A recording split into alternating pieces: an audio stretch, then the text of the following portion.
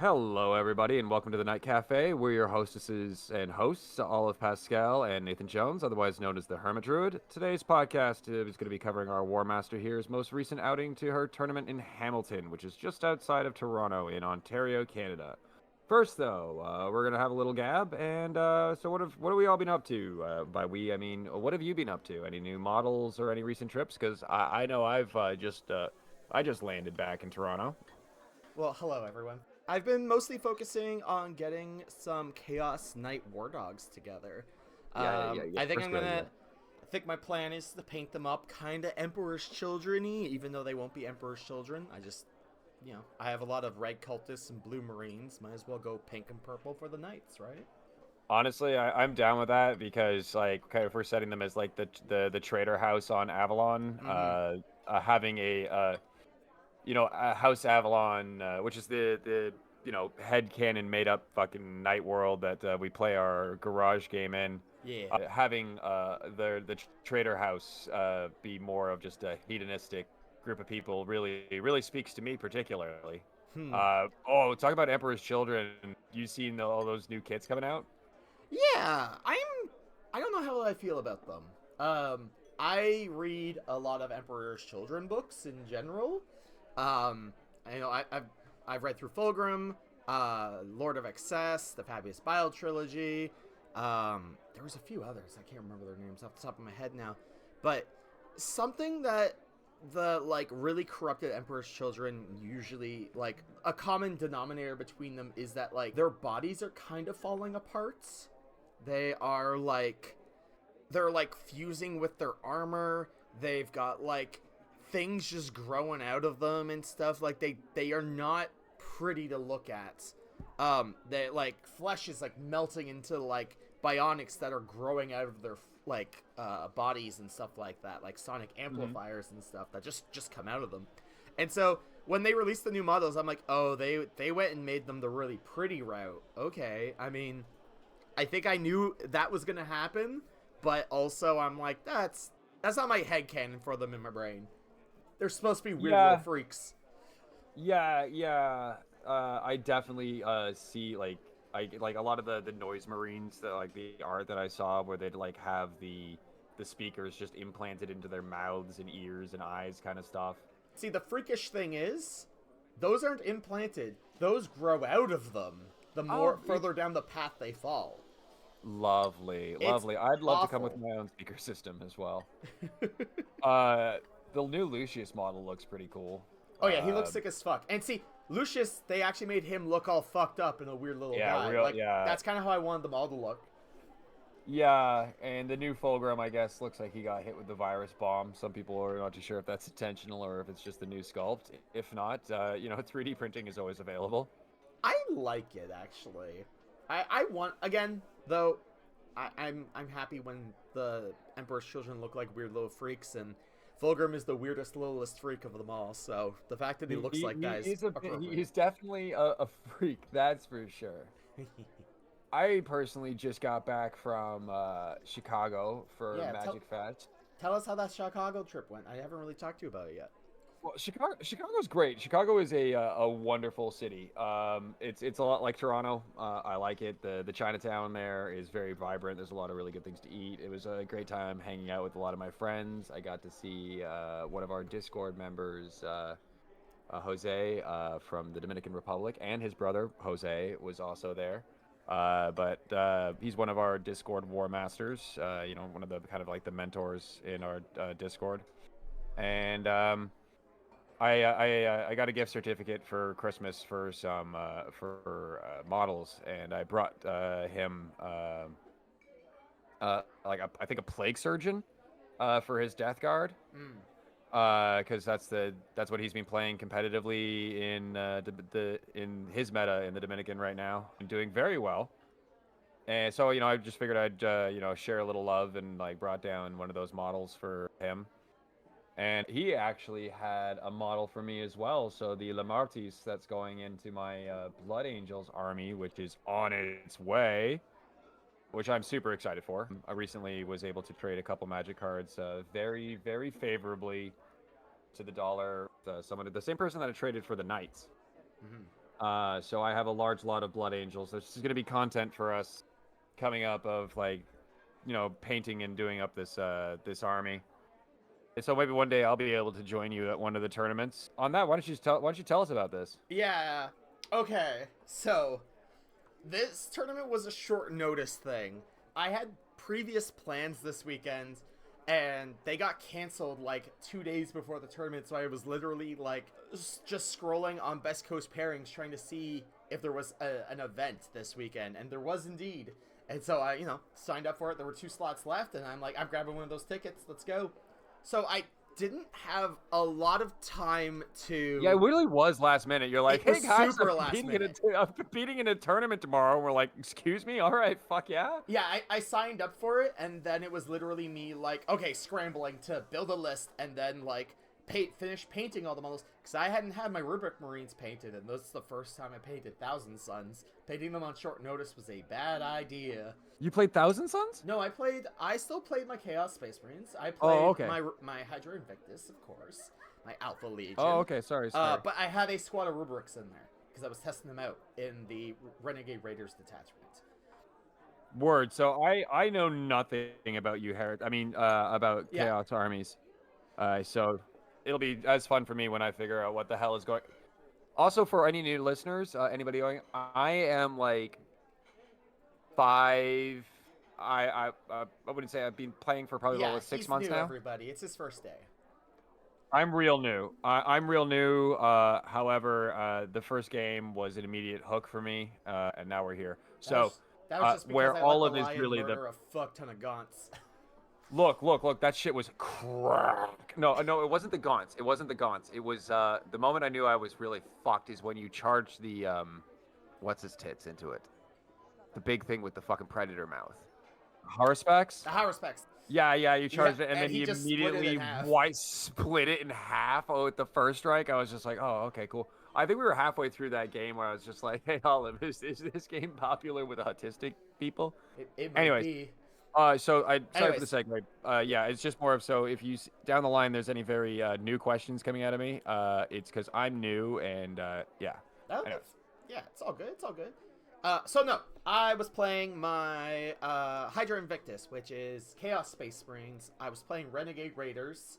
My list consisted of a Chaos Lord with Demon Hammer and Plasma Pistol, and they had the Dread Reaver's Enhancement, which allows them to reroll all hit rolls and wound rolls if they are within 12 inches of the opponent's deployment zone.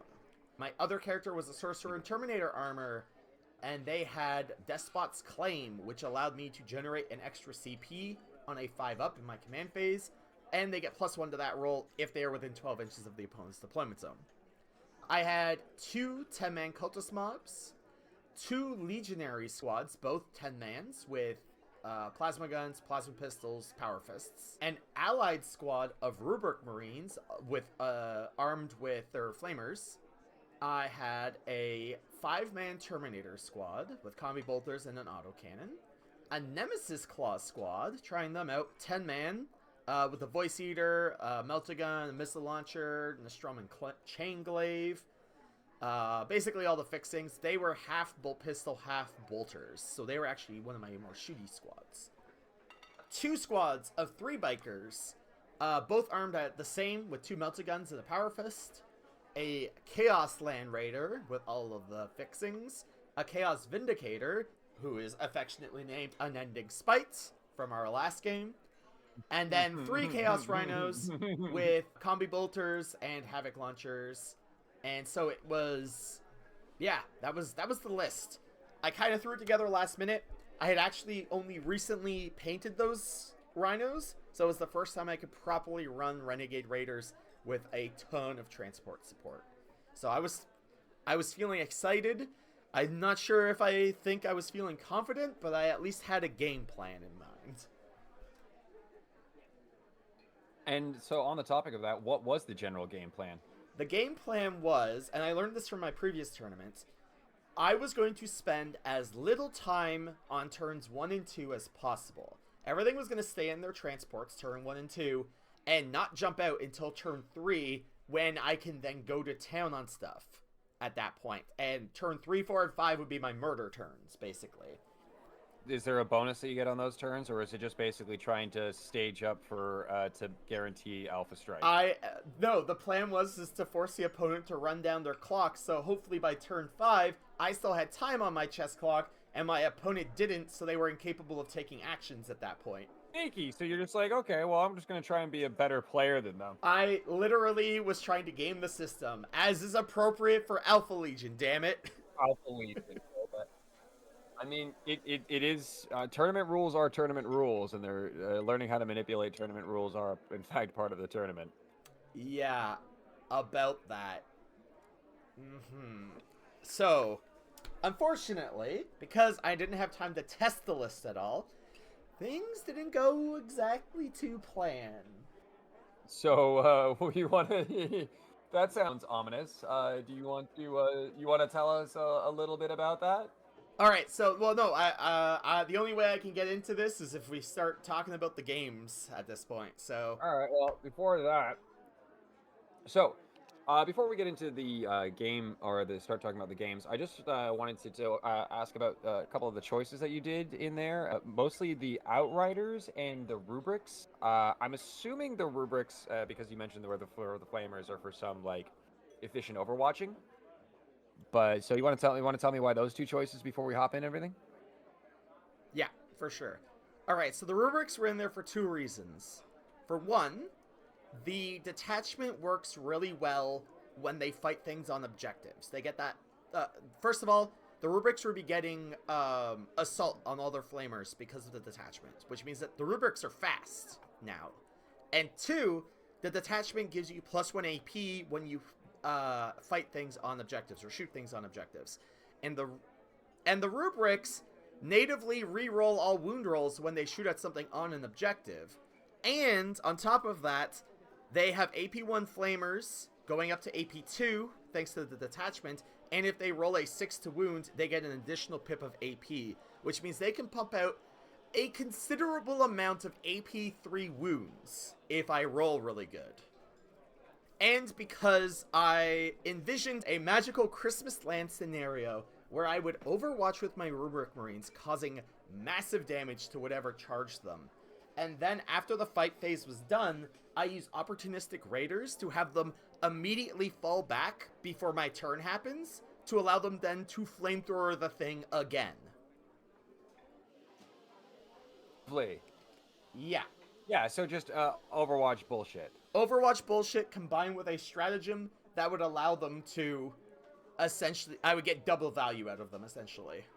Lovely. And the Outriders? For one, the detachment really likes bikes. Half of stratagems basically say target a transport vehicle or a mounted unit. So the bikes were in there for that. And also, in general, bikes are just kind of really good with melter guns and the ability to advance and shoot because they get within melter range at that point. Even if only one of them wounds, you're pretty much guaranteed a ton of damage. I've been hearing a lot of really good talk about bikes as like secondary units and whatnot, and their ability to move around and harass targets and whatnot. I'm personally looking forward to them in the Liberator Assault group when they're going to be getting like an additional 3 points of strength on the charge. Yeah, like my cultists and bike squads were basically there for doing secondaries, like running around the board, getting to where they need to go to actually get a secondary done. And the bikes, they're 70 points and are surprisingly tough. Toughness 5, 3 wounds apiece with a 3-up armor save, and the ability to move around real damn quick. Yeah. They're kind of a pain in the ass to deal with. And 3 bodies. Yeah, and 3 separate bodies. Yeah. Yeah. Actually, talking about the scoring of points and whatnot, you score a lot in your games, which is why playing against you is a pain in the ass. So let's get into the games, everybody. Yay, my favorite part, the gaming Yeah, part. yeah. Like we're all through that. All right, so mission rule was Stalwarts. The primary mission was Scorched Earth, and the deployment was Search and Destroy, which is corner deployments. Yeah, I wasn't super familiar with Deathwatch. They are a rare army to run into, and I was I didn't really know what they did, and we had only They're good right now. we only had about 2.5 hours to get the game done, and so I didn't have time to look up every little thing. So I really had to trust my opponent on what they did. And my opponent, he was a really sweet guy, but he seemed like someone who was not super familiar with the actual rules of 40k very much. Like, he understood how, like, to move, shoot, and all that jazz, but he was kind of loosey-goosey on movement, he was kind of loosey-goosey on line of sight, and our chess clock actually glitched out in this game, like, 5 minutes in. It just all of a sudden reset both our times to 0, and then set our times to 5 minutes, and I'm just like, I don't know what happened. I called the guy over, and he was like, "Oh yeah, this is things messed up. Just keep going at it, and we won't be super strict with your guys' time." And I'm like, "Oh, okay." But it meant that I didn't feel comfortable arguing every little thing with this guy, and so there were probably a few instances of things where I probably shouldn't have been shot as much as I was. It's fine. I did win this game, and this game was also, I treated it as sort of my test run for my list.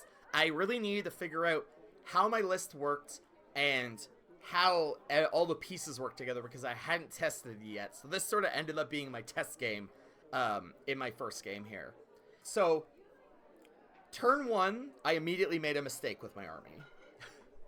That's not the best turn to start making mistakes. No, turn 1, I immediately messed up. Turn 1, I immediately pulled area denial, where I have to get something in the middle of the board on that center objective, and I didn't have great units to put there. I probably should have used the bike squad. I really should have used the bike squad, but I put my rubrics there in my rhino, and they scored me the 5 points. Unfortunately, then his army advanced on his turn, and I decided to overwatch with my rhino with the rubrics in it. So the rhino made a bunch of shots. 2 of the rubrics got to shoot at the top of it, but they only killed a few Deathwatch veterans, and then the rhino went down to shooting in the shooting phase, which I was not expecting. I thought the rhino was going to survive the shooting phase, and then the Deathwatch veterans would have to charge it, allowing the rubrics to basically survive unscathed from the whole situation, do the fallback thing, and then burninate the Deathwatch veterans on my next turn. But it didn't happen, and the rubrics got killed to a man by Deathwatch veterans. Woof. Yeah. Losing that on turn 1 is pretty... It's actually my second most expensive unit after my Land Raider, and with the Rhino, it's more points than the Land Raider. I'll be honest, that sucks. That's gotta hurt, and the worst part is that's exactly what I try to do every single time. My armature, like that's what the armatures love doing the most, is just like, oh, that's a nice rhino that you had. That's a nice transport that's gonna get that big juicy point unit all the way up here. It'd be terrible if someone were to turn it inside out. Anyways, no, it's all good. That's game 1. That was turn 1 of game 1.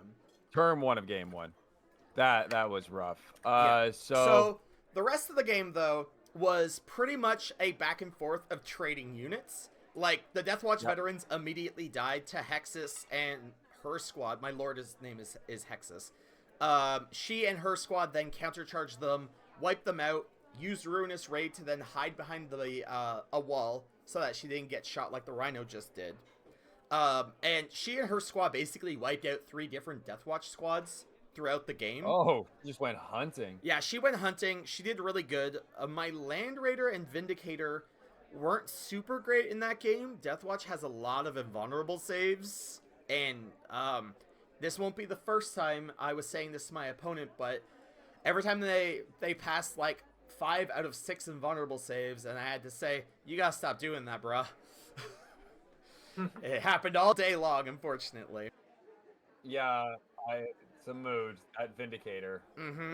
Oh, he was able to get some Terminators actually deep striked on my like southern flank, and they were really the only thing that survived in his army. Hexus kind of wiped out everything else on her own, with support from other squads, but the other squads kept dying to other, like, charges and shooting, whereas her squad just kept on going, so it was kind of funny how she was just... built different. Yeah, she's just kind of carrying the battle on her back, and it was just a lord with a squad of legionaries. They just getting good charges off. I was also not aggressive enough with my Terminators. Instead of deploying them, like, in his back line to try to go after his home objective and burn it, he had, like, 15 super aggressors on his back line holding that thing. I don't even know what kind of squad it was. I don't know Deathwatch, but it had Gravis Marines in there. It had regular Marines in there. They were all armed with, like, heavy bolt rifles and stuff. It was crazy. I haven't looked up exactly what Deathwatch do still, but that squad was very dangerous. But the threat of my Terminator showing up did keep them back there, which was handy. So they never actually got to do anything until turn 4, and that's when they started storming objectives and whatnot. But in the end, none of us were able to burn anything. He got a little tunnel visioned on killing my Land Raider, which he did, but it was worth only 4 points. I should also note, this is my only opponent who took fixed objectives. He took behind enemy lines and bring it down. So he was really hunting my vehicles. He did get them all, but he didn't really score behind enemy lines until, like, turn 4 kind of thing. I just kept him out of my deployment zone. Even with the Terminators, he wasn't able to pull it off. We learned that behind enemy lines is a bit of unfixed is a bit of a trap. Well, so the problem with taking fixed is your opponent knows what you need to do, and they can stop you from doing it now. Yeah. Looking at the scores, his turn 4 was actually kind of a bust. I kicked him off every objective on that turn. So he literally only scored 4 points for, I think, either killing 2 rhinos or killing the Land Raider. Not sure which one it was. No primaries, no other objectives done on that one. Yeah, and the overall, the totals ended up being 60 to 44 for me. Just pulling off really good secondaries and scoring primary every turn where I could. Actually, turn 1 was really strong for me. It was my best. Even though I lost the rubrics, it was my best turn 1, scoring 10 points in secondaries on that turn. So the rubrics died for good victory points. Yeah, if you're gonna. Yeah, exactly. So how did game 2?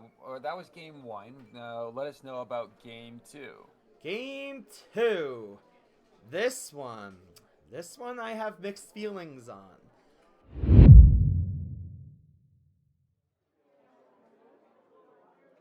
The mission rule was swift action. The primary objective was the ritual, and the deployment was sweeping engagement. Damn the ritual. You don't like the ritual. Guess what I didn't like in this game? The ritual. The ritual claims another. My opponent's army was like 2 Riptides, 2 Hammerheads, 3 squads of Breachers, a Ghost Keel, a Piranha, lots and lots of dangerous shooting units, basically. Stuff that Terminators hate. Lots of high AP, damage 3 shots, or a lot of, like, strength 6, reroll the wound stuff. It was bad. I was scared of it. Knights. It was knights. More. It was it's knights at home. We have knights at home, pointing to the Tau battle suits. Yeah. We have knights at home, but with better support. Yeah, exactly. James Workshop, when I say that as a knight player, I want infantry, I do not want access to AdMech. I want deep strikey, stealthy, low-knob units. I want shadow stealth unit style stuff. I do not want any more of this other glass cannon dog shit. Anyways. How dare you?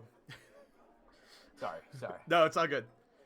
Alright, so I took a ton of vehicles and going into Tau gun line. I was scared. I'm going to be honest. This was actually, I looked online at all the lists beforehand. The Deathwatch player hadn't even posted a list, so that was completely me going blind into that one. I read the Tau player's list. This was one of the lists I was terrified of facing because of the amount of shooting it had and my sweet baby rhinos just getting popped instantly. And so my deployment was, I was really torn. I could deploy hidden and hope I got a turn 2, Or I could deploy aggressively, hope I get turn 1, make some first turn charges, and just mess him up so hard he couldn't crack, like, do any kind of a crackback. Because it's Tau. Once you're in melee with them, you crush them. But it really came down to that 50-50 who goes first situation. And so I ended up deploying half and half. Whoa. I hid everything except for a single Rhino with a squad of Legionaries in it, and that was going to be my I'm going to ram this down your throat if I go first situation. I deployed it right on the line, and it was going to just zoom in if I got first turn. Yeah. I went second. Ba-dum-boo-boo-boo-boo. Boo. Problem. That Rhino died instantly. The squad inside it died instantly. That was another game in a row where I lost a Rhino and a squad on turn 1 with nothing to show for it this time, though. And it was very sad. We gotta love losing in deployment. However, here's an interesting thing. Because of how I deployed so cagey and scared, I think I gave him a little too much confidence. Because he had infiltrated a big squad of Pathfinders and then proceeded to turn 1 charge me with Pathfinders. That's definitively a choice you can make. The intention was he was going to charge my cultist squad and try to wipe out as many as possible so they would fail their battle shock, not sticking my home objective, and not be able to then build ritual sites anymore. And I would have to do it with something more valuable. Unfortunately, he overcharged them and ended up within 6 inches of a bike squad, who then heroically intervened and wiped out the Pathfinders. And my cultists were just fine. Woof. Yeah. So, I might have lost something on turn 1. He lost something on turn 1, and I think that actually hurt him more than me. Yeah. Because, like, those Pathfinders were a huge source of marker lights and guiding and everything for his army. Without them, he had to start relying on other stuff for guiding purposes. Yeah, real units. That might have actually held him back a little bit. Water break. Water break. Da-da-da-da-da-da. While she's having that, I will sit here. I am currently sipping on a Liongjiang green tea. It is lovely, sitting here sipping on my Gaiwan, if you hear that in the back. A refreshing tea. Very lovely. All right, my water break is done. Oh, wow. Okay. No, I just had to take a sippy. Oh, yeah. But, so, he's playing Montka. I actually know that detachment quite well. It is really strong in the first 3 turns, and then it loses its detachment rule in turn 4 and 5. So it's the other one. It's the opposite of the... Yeah. He gets lethal hits on turns 1, 2, and 3, and assault on all his weapons on 1, 2, and 3. And so my plan was, stay cagey, stick to the plan, stay in the rhinos, keep hiding until turn 3, and then wreck him when he's lost all his power. Because I went second, which means his turn 3 would be a bust still, and I can pop out of hiding and mess him up. And I think me hiding so much kind of broke his brain a little bit, because he came to me. Like, he tried to ram a devilfish down my throat loaded with a squad of breachers. They jumped out, the devilfish launched rockets into one of my rhinos, a hammerhead started targeting it, and it just didn't go down. And then the breachers had to use their shooting on it, and they only knocked it down to its last wound, but it survived. And then the rubrics jumped out of it, and Terminators showed up, and Legionaries popped out of a Land Raider, and those breachers, that devilfish, went kablooey. My Hexus managed to charge a squad of 3 broadsides that were indirecting all my cultists all game. They eventually chewed through that. A bike squad managed to charge up the left flank, engage a hammerhead gunship, fight it for like 3 turns, and then kill it, do a sabotage mission, pull off a behind enemy lines, and then scored me a secret mission at the end of the game as well. Those bikers were, they were heroes, okay? Man, I'm... Oh. Yeah. Yeah. Unending Spite, my Vindicator, it got charged by a Piranha. Don't ask her why it's like that. The Piranha charged it in order to try to lock it in place so it wouldn't get any shots off. But he also positioned his Riptide to try to kill the Vindicator. The Vindicator took 0 wounds that entire game. it tail firepower was just glancing off of it like it meant nothing. And in retaliation, it then blew up that Riptide with a single shot from the Demolisher Cannon, which then exploded, wiping out a squad of Breachers right next to it as well. And then it ran over the Piranha it was in melee with. Honestly, I hate that tank, so it fucking up other people is like good. Because if somebody else takes it down, it has to be me. For the final cherry on top, I had a cultist squad roll 6 mortal wounds with a grenade stratagem on the ghost kill, which was hilarious to see happen. Damn. These guys are first off fighting some knights, and they're like, haha, never mind, fuck you. I had some really great luck that game. However, for scoring, though, my turn 2, unfortunately, was a complete bust. I scored 0 points on turn 2. Because I was playing so cagey, I believe I pulled Engage on all fronts and Marked for Death. And the 1 wound Rhino that had just survived the Breachers had failed its Battle Shock, and it wasn't able to hold the primary objective it was holding. So I scored no secondaries and no primary points on turn 2, unfortunately. Ooh, that'll curb you. It did curb me, unfortunately. I really should have spent the CP on Insane Bravery.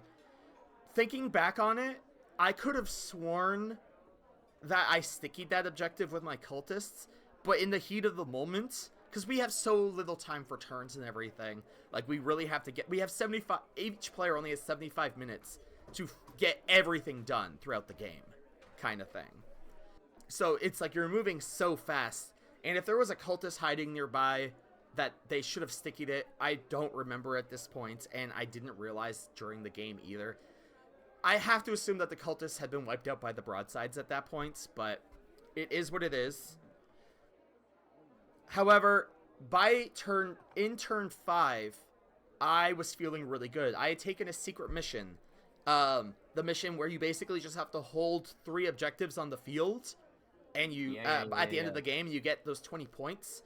And I'd almost tabled this guy at this point, and I still had a full army. Like the Rubrics had died at that point, but everything else was still alive, except for that 1 Legionary squad with the Rhinos. Most of it undamaged. It was insane how well I was able to withstand the Tau firepower and just wipe out their units over and over again. And so my thought was, turn 5 is going to come around, I score 2nd, and I get my secret mission. That's going to put me 25 points ahead. I'm going to be good, kind of thing. Unfortunately, I got hit with a rules gotcha that I was unaware of.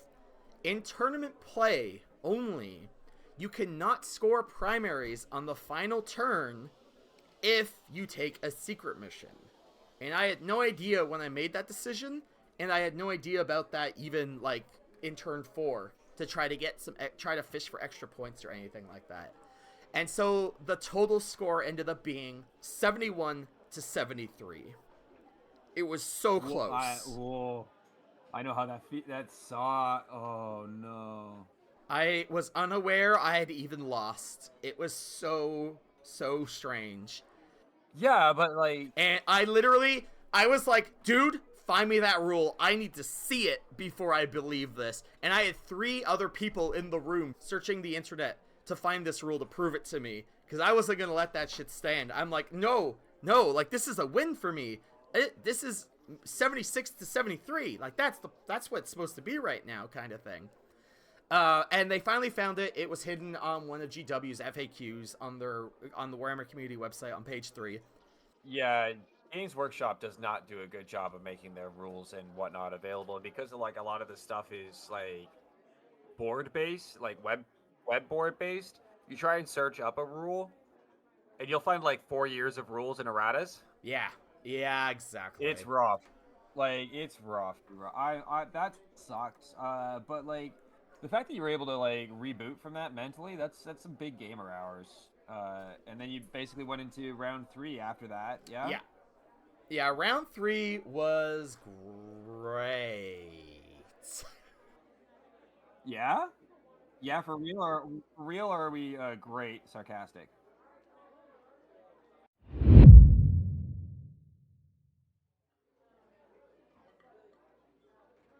Oh, so you're at home #1 most practiced game match. Yep, but also the one I lose the most against. Okay, but fair enough. I'm That's terrible fair. at fighting Necrons. The last tournament, I won my first game like 90 points to 30, and they forced me to fight like the Necron player round 2 basically because my original points were so high. I went up against someone else who also scored huge points in their first game, and I got like completely knocked out of the running by that Necron player. And you know, Jonathan beats me a lot. I'm just bad at fighting Necrons. Necrons are a really good army. Uh-huh. They shoot like hell and they're hard as fuck to kill. Like, you know what I mean? It's just like and then they keep coming back. Either Yeah. way. Well, it's because you can't leave them alive. If you leave them alive, they're gonna come back again. You have to finish. You have to like double tap them, if that makes any Yeah, sense. that's one of the things I enjoy about knights is we're really good at squad killing. But however, when you're running into things that tough, oh my, getting your lancer tar pitted by a group of what are those things? Canoptic wraiths. Yeah. That sucks because like Mhm. I just can't kill like that toughness rating. Yeah. There's just something that the combination of numbers in the order that they're in make them real fucking difficult to knock them out. Yeah, that's the other thing about this detachment. Because it has the assaulting, they're really good at scoring points. Ironically, they're the Necron equivalent to Renegade Raiders. They get +1 to hit if you're on an objective, and they get assault on everything. Yeah, basically. Anyway, so let's get into it. Yeah, so we got raise banners for the mission rule. Primary objective was take and hold, and the deployment was hammer and anvil. This list contained both the Silent King and the Void Dragon, two of my biggest nemesises in all of 40k. They're very hard to kill, and they wreck me every time I go up against them. However, this guy went for quality over quantity. Overall, his army was just like small squads of destroyers, some flayed ones, a single Doomsday Ark, a Catacomb Command Barge, and a Spider. I think that's it. Oh, and a small squad of Ophidian Destroyers. Like, he didn't have that much stuff overall. If I get a chance to out deploy more than you as a knight main, that's He did out deploy me Anyway. though, because remember, half my units are hidden in vehicles. yeah, that is true. That is true. So, through the first 2 games, in both cases, I was very conservative with my Terminators. I brought them down in places where I basically didn't want them getting shot at too much and everything, and they just didn't get to do that much throughout the game because of that. This game I said, fuck it. I'm done being, like, cagey with my Terminators. Turn 2 happened, and I just deep strike them right next to the Doomsday Ark, which is the thing you use to kill Terminators. But like I said, I was done at that point. It's end of game. My brain is mashed potatoes. I just want my Terminators to do something cool. Those Terminators, I put them there originally because I needed to get recover assets, where you need a squad in your opponent's deployment zone, in no man's land, and in your home zone. And if those 3 squads do their action and then survive into the end of your opponent's turn, you get 6 victory points. That's a lot of points. Those Terminators took a hit from a standing still Doomsday Cannon and lived. Yeah, they wanted. I lost 4 out of 5 of them, Oh damn. but they lived, and they completed the action, getting me those 6 victory points on turn 2. Next turn, I pulled Containment, and once again, the Terminators did the action for me, getting me an additional 6 victory points. They were the only ones in position to do a second Containment action alongside my bikes, working together on it. So those Terminators basically got me 12 victory points throughout that game. And then finally, the Doomsday Ark decided to stop shooting at them, and the Terminators shot it, did a bunch of wounds, charged it, and proceeded to kill it over the course of multiple rounds. And then killed it on the turn that I pulled no prisoners, scoring me 2 more points and preventing him from scoring any primaries on the last turn of the game because he had nothing on his home objective at that point. So, that was It's like a 12. 16-point swing. Yeah, 12, 14, 12, 14, more than that, because that's 5. Yeah, 12, a 19-point 19-point swing. I was going to say, I'm in like, the I'm game. bad at math, but I'm pretty sure that's a little higher. That's a good place. Sometimes you're the one that always tells me like to stop playing so cagey and sometimes just throw something down someone's throat. Yeah, make them deal with it. Once again, Hexus was kicking ass that game. Her Land Raider got charged by Scorpec Destroyers with a Scorpec Destroyer Lord. He didn't roll high enough on this charge to get the Scorpec Lord engaged with the Land Raider, so it never got to do its mortal wounds. And then the Land Raider proceeded to survive all the dev wounds and high AP damage it was hitting. Then I used the stratagem to allow it to fall back during his turn, and then I had Hexus jump out and just wipe out this squad of Scorpex, while the Land Raider then put tons of damage onto the Void Dragon. The Void Dragon died that turn as well, as I overwhelmed it with just shots from rhinos, and I think the Nemesis Claw ended up shooting it down. And I think a bike squad charged it to finish it. It was pretty wild. Go. That was happening. My Vindicator didn't do so hot that game. It tried to help out with the Void Dragon, but I think the Void Dragon tanked all its hits. And the Vindicator did eventually die when I was like turn 3. I need to hold the middle objective to try to get some more primary points. So I put the Vindicator there and the Nemesis Claw squad. And then the Silent King wasn't having any of it, so it just charged into the center of the board and wiped them all out. Lol. But my Land Raider, not only did it tank all that damage from the Scorpec Destroyers, it also tanked a ton of damage from heavy Locust Destroyers as well. I think I made like 3 or 4 6-up armor saves on that Land Raider. My opponent was very upset.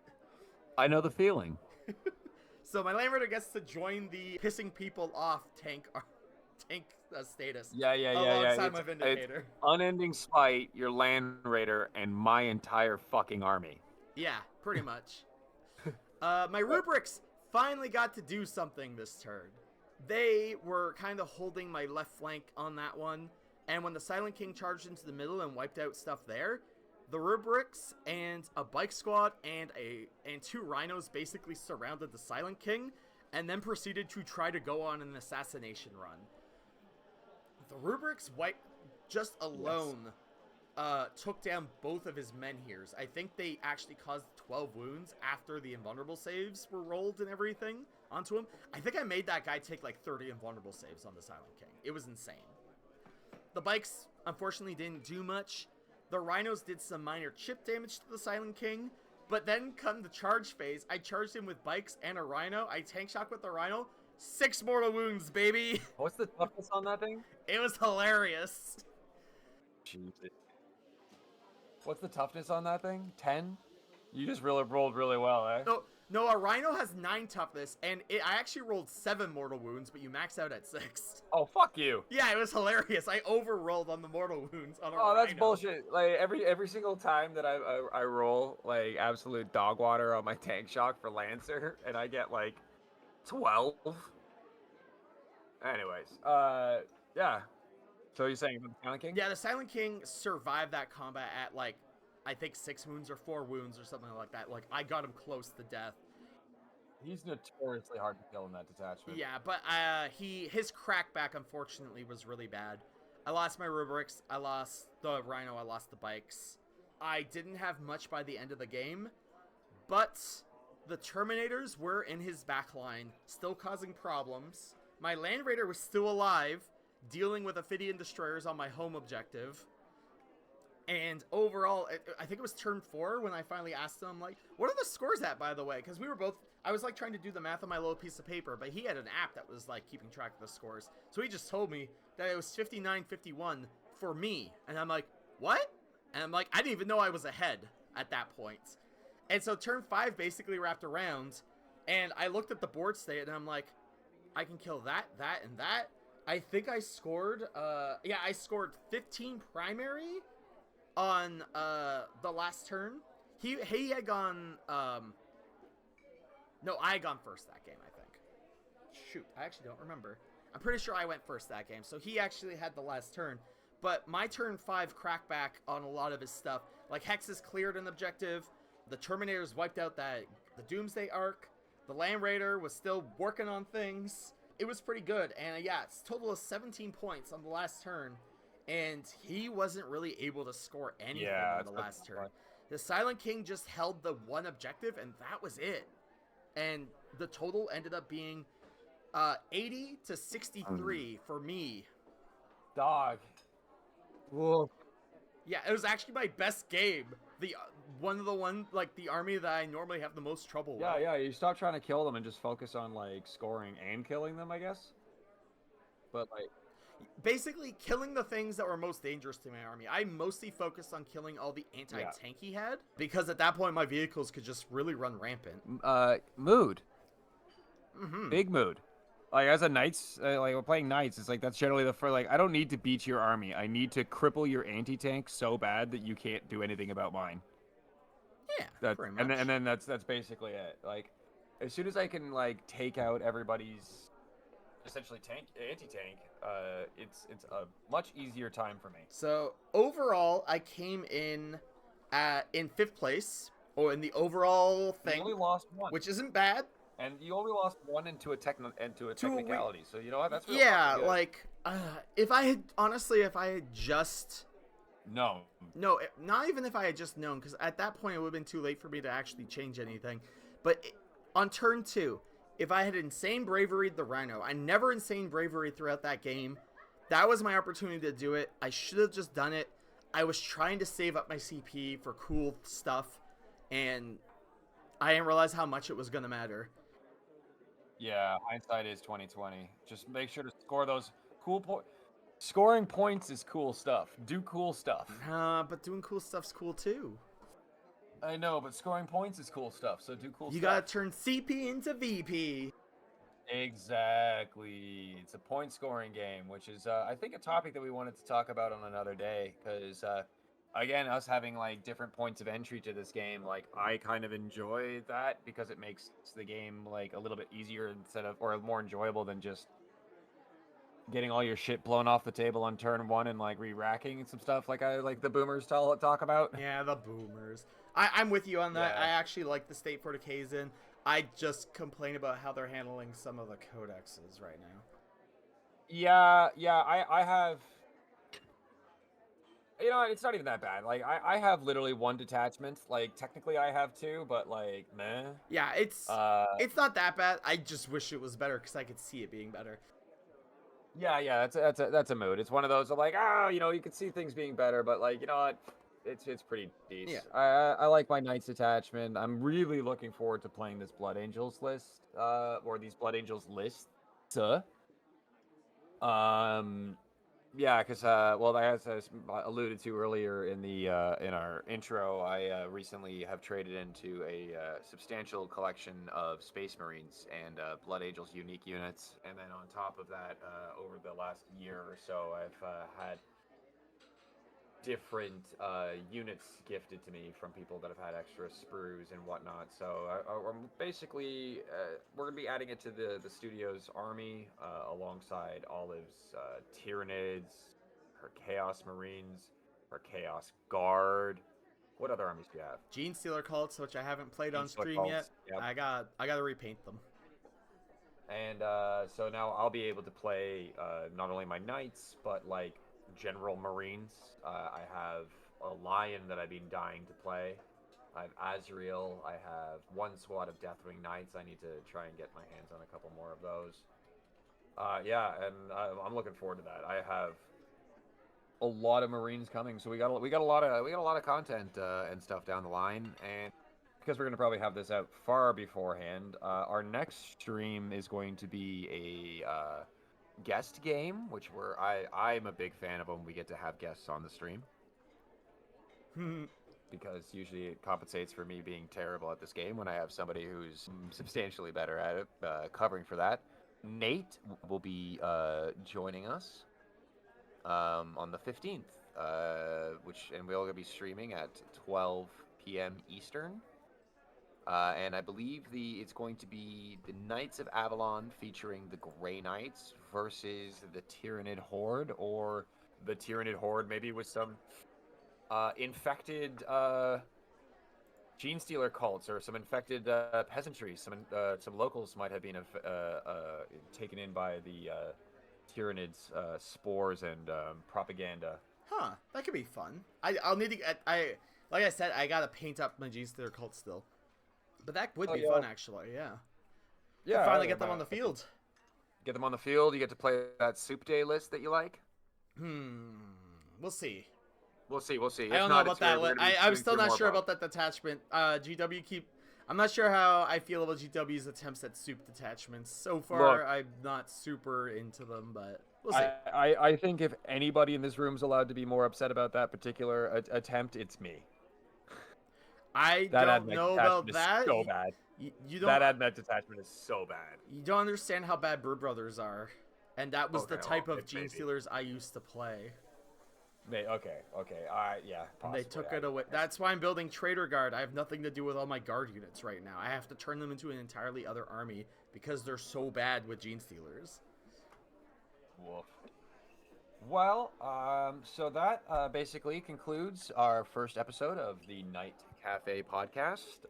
So congratulations, Olive. That sounded like a great time. Do you have, actually, before we go, any thoughts for the your next game and overall takeaways? I think I liked this army for competitive play, like this particular list. I might take the rubrics out. I never once got to really use them to their full effect, except against the Silent King. And I'm like, I kind of wish I had like a Legionary squad there instead at the time. I think they would have actually gotten more work done. And the other thing is, the overall game plan was to use Ruinous Raid a lot.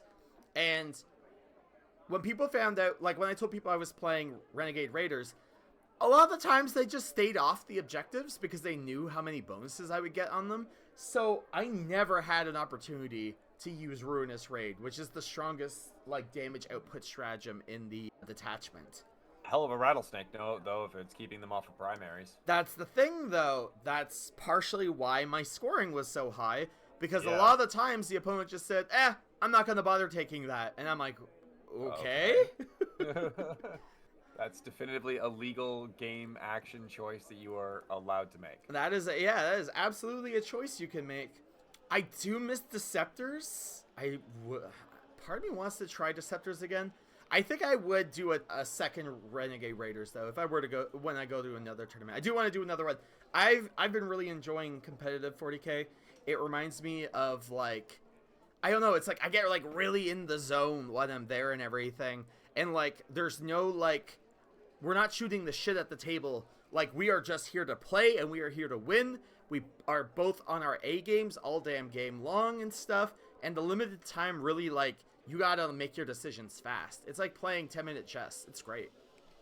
Yeah, no, it sounds super fun for that. I eventually, maybe by next year, when I've learned how to play a bit better and faster, plan on joining you.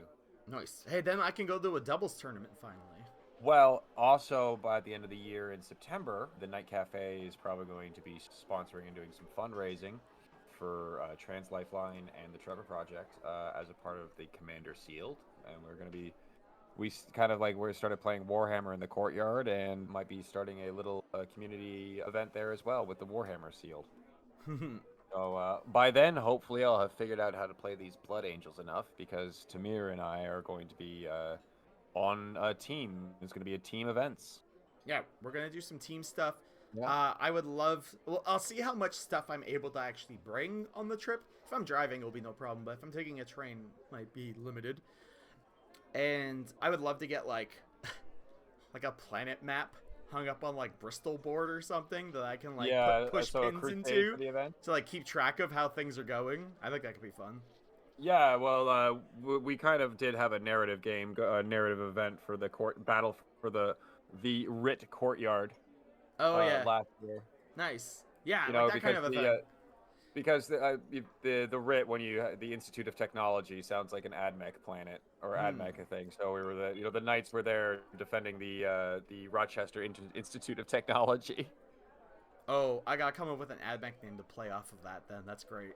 Yeah, exactly. So we like to have fun around here. We all talk about competitive play, but we're like Olive gets to go play her like in the bone competitive, but we're all tryhards, but we're having fun with our own little stories here. I'm in the middle of writing an entire backstory and learning how to paint for my Space Marine chapter, which is going to be heavily influenced by Mesoamerican cultures.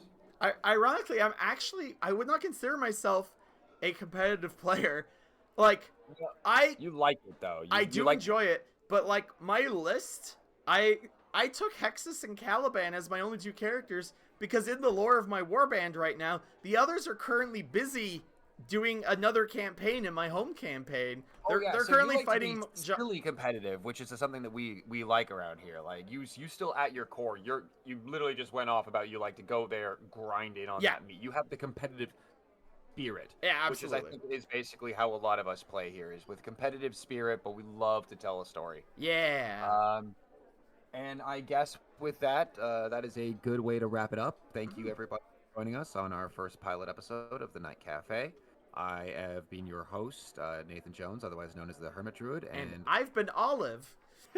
anyways, thank you very much. Hope to see you all in the next episode where we'll be covering whatever the heck next we plan on, which, could be our plans for the Commander Sealed event. So thank you very much, everybody, and welcome to the Night Cafe.